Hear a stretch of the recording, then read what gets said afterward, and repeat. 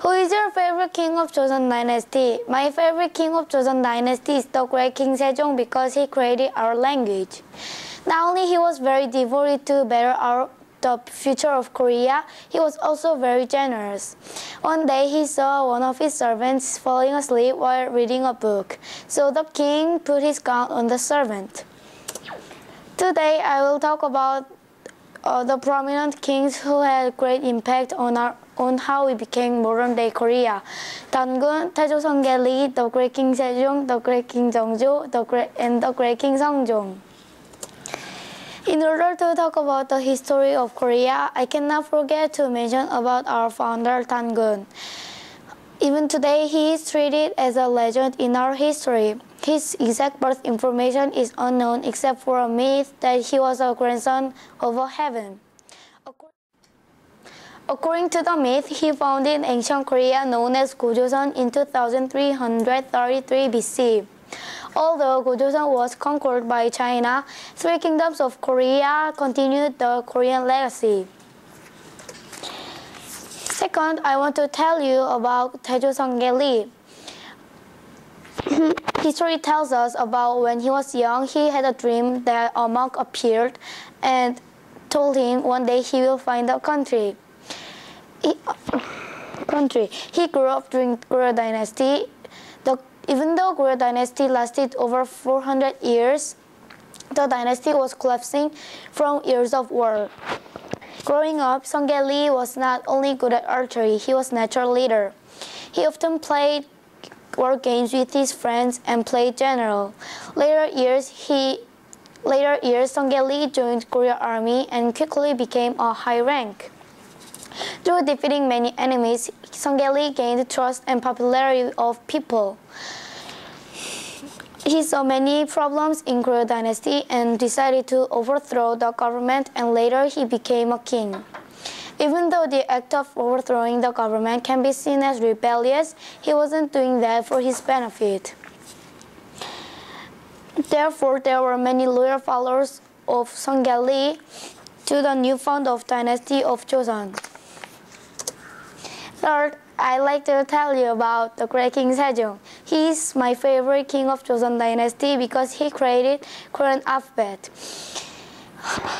If he didn't, we would still use Chinese characters to write, which is really difficult. He knew that during his time, low-class people and poor people couldn't read Chinese characters due to its complexity. So he decided to make another alphabet for the people of Joseon. Sejong was highly educated. Even with an eye infection, Sejong continued to read despite his father told him not to. Sejong was the fourth child of Sejong, yet Sejong thought Sejong was the most qualified child to become a next king. So Sejong handed down the throne to Sejong. After Sejong became a king, he created Korean alphabet with Jipyeonjan's colors. Also, he provided Yeongsil-jang with a place where can work on his inventions, which led to invention of Korea's first war clock, a rain gauge, and many more. If the great King Sejong didn't provide opportunities to people of all classes, Yeongsil-jang wouldn't have invented those, and Korea would be behind in technology. Fourth, I want to tell you about the great King Jeongjo. He was the son of Crown Prince Sado. Crown Prince Sado died in wooden chest rice because of his own father.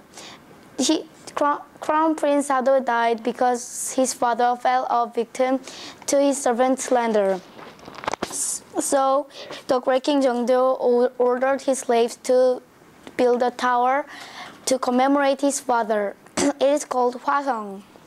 We can tell that the great King Jeongjo was very considerate. Fifth, I'd like to tell you about the great king Seongjong. He was the wisest king. He never believed in physical punishment, so instead he made people reflect their mistakes and correct them. From this information, we can see that he was very thoughtful. Also, he finished making Gyeonggukdaejeon, which was initiated by King Sejo. Gyeonggukdaejeon is a law book that tells us about the Joseon Dynasty's law. It was the biggest accomplishment he had in his life.